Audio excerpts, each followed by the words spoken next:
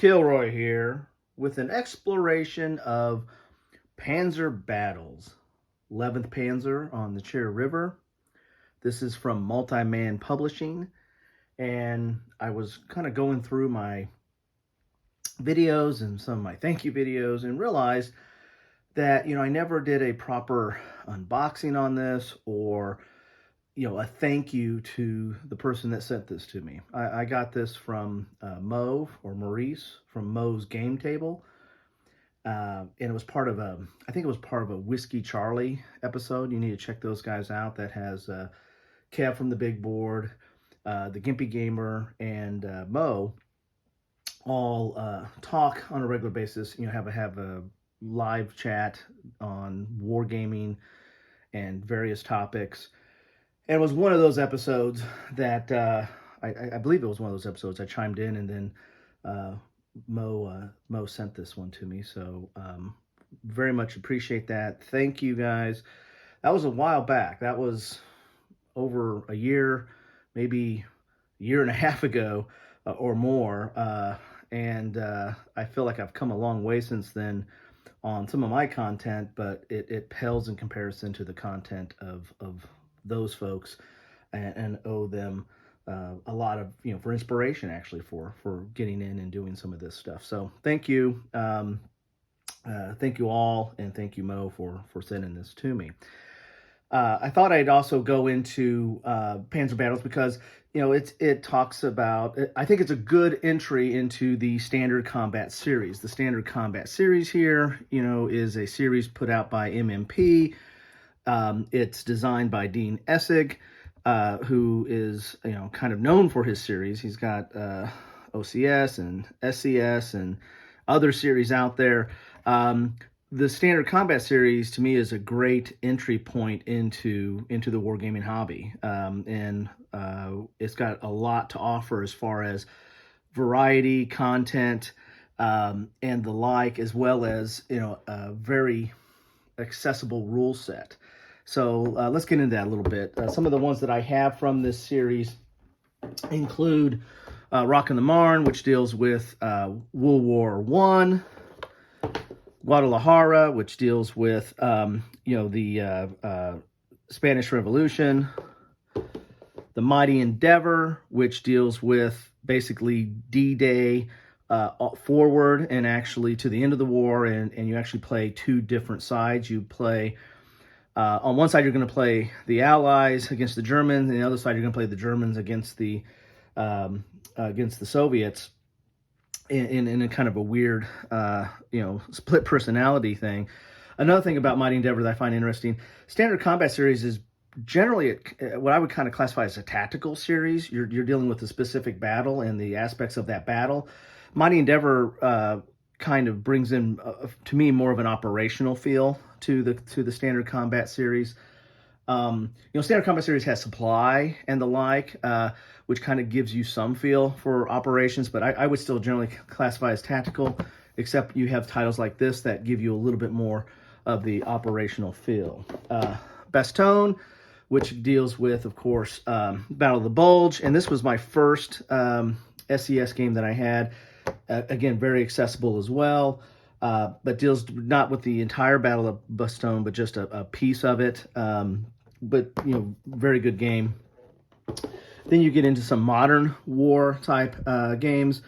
Here's Yom Kippur, dealing with the 73 war in the Middle East, and Heights of Courage as well, which gets, focusing on the Golan Heights. And then one of the more recent ones in this, Iron Curtain, which this is kind of an anthology of SCS games, or different scenarios, I should say, about World War III. This is kind of your what if. It basically covers the Allied forces fighting against the Soviets, and has a number of scenarios that range from 1945 to 1989. And there's different order of battles. You're basically fighting over the same map area. It's, Germany, but you have different order of battles and different time periods and different weapons and the like. And so a lot of great content in here. And also this kind of fits into this whole, what I call the new wave, the new wave from the 80s, right? the new wave of games, war games, simulating a what if scenario in the 1980s. What if the U.S. or NATO was fighting against the Soviets in the 1980s? I've done a piece on that in previously, and I might put a link to it in here. But there's a lot of games on that, and this one fits right into there. But it goes beyond just the 80s. You can go back to, what if Patton got his wish and decided to roll against the Soviets right after World War II. So you got 1945 onward. So and this has a lot of special rules. This probably has some more of your probably has the most special rules in the SCS series, and I'll go into how that's laid out here. That normally you have the standard rules, which applies to all the series, and then you'll have special rules for each one of the in the game sets, because we're covering different periods. Just what I showed you there, we have everything from World War I up to the 70s, or actually up to the 80s here. There's also I have it in a Ziploc somewhere. There's an ancient battle on the SCS. I think it's Raphael. They have that's an SCS series. There's also other ones that came like in their magazines, the MMP magazines. Here's Autumn for Barbarossa. I actually store this in my Panzer box and keep it in there. But, so there's a lot of different games in the series, and there's the standard rules or the series rules that cover all the games, and then each game will have a specialized rules. And this one, given that you have so many different scenarios and so many different time periods, it really needs to have a lot more rules to cover that variety and that difference over a time period. So looking at the standard rules, they're not. This is 1.8. I think this is the most current.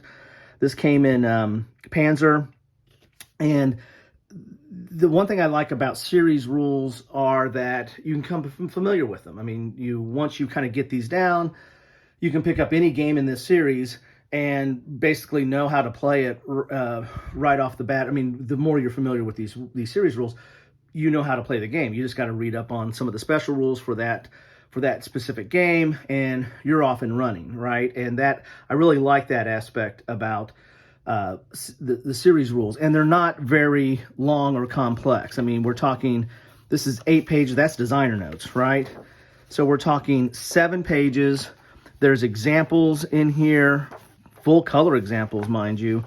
It's triple column, so 7 pages of triple column, but interspersed with color examples and layout and the like. So not complex.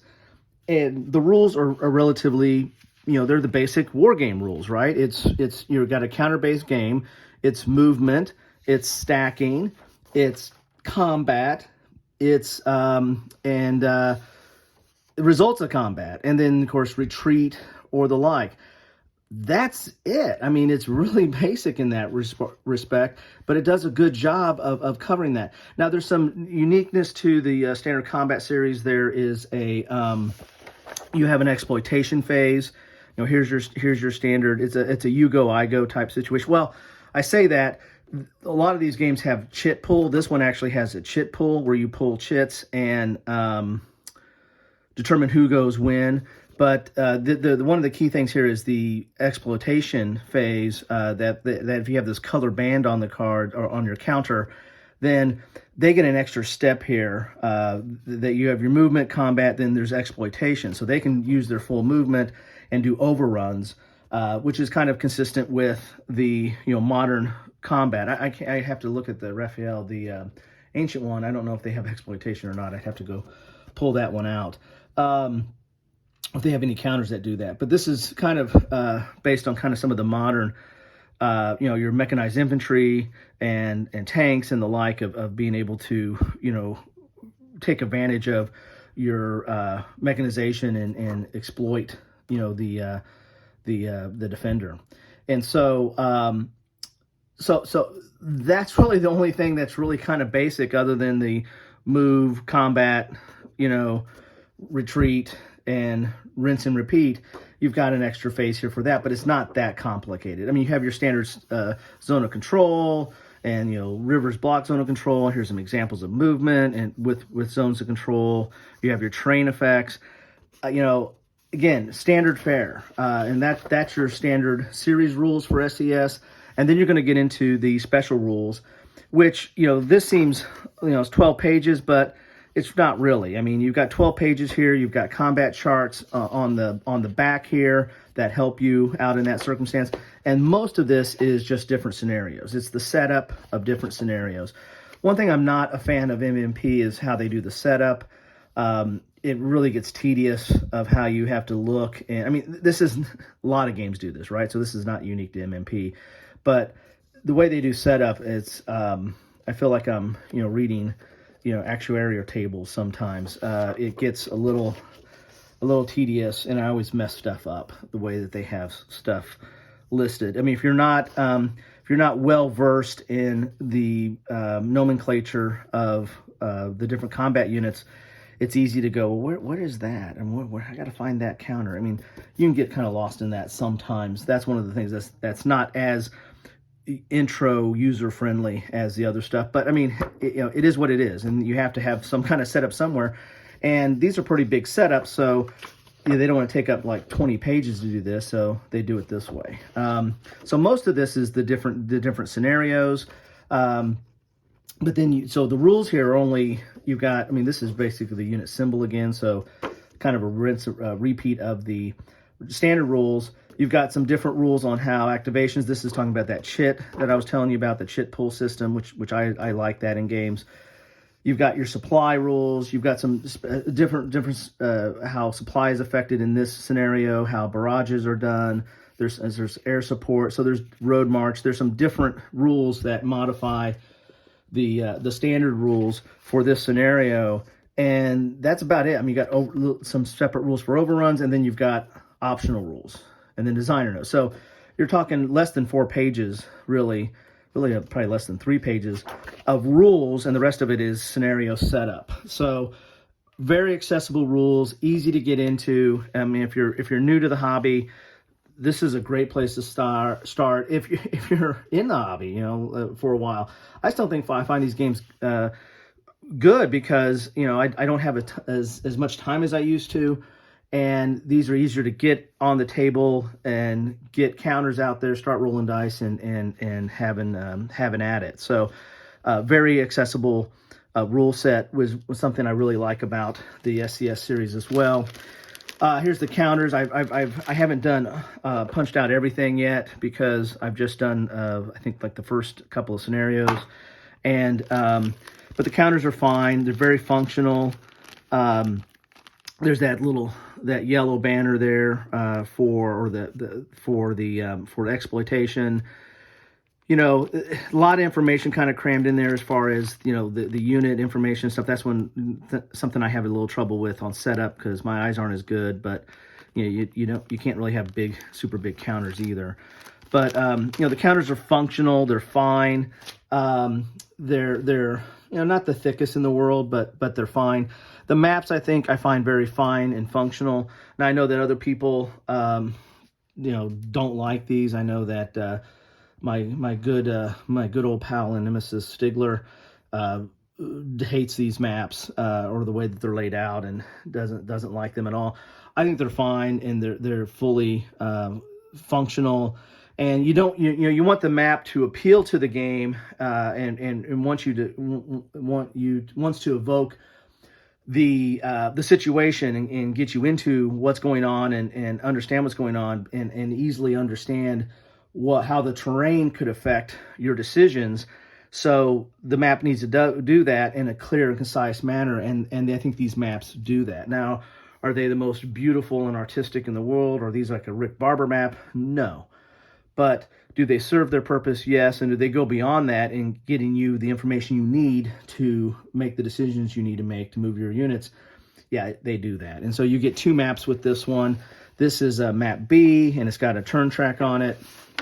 And then you got map A here, which you can see a little bit more of the terrain and some of the things that you're going to have to navigate or traverse as you're going through here. And of course, you got a long rail line here and a pretty and a decent sized city up there that is going to add some issues. Of course, you have the Chir River that cuts through the heart of it, which is where a lot of these battles focused. So, that's Panzer Battles. A good, again, want to thank Mo and the Whiskey Charlie folks for everything they've done and their inspiration for, part of the inspiration for why I started doing some of this stuff or doing more of it. And thank you for sending this game. This is as I said, I think a good, a solid game in its own right to cover these battles, but also a good introduction to the system and, a good place to start, the SCC battles. I've got several of them, as you can see. I enjoy them.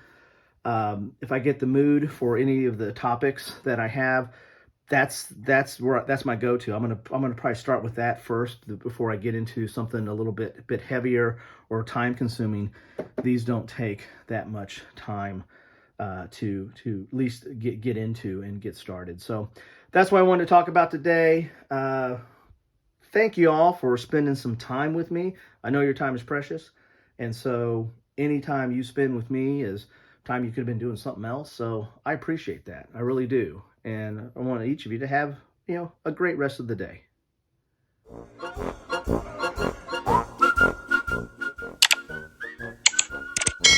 Thanks for watching.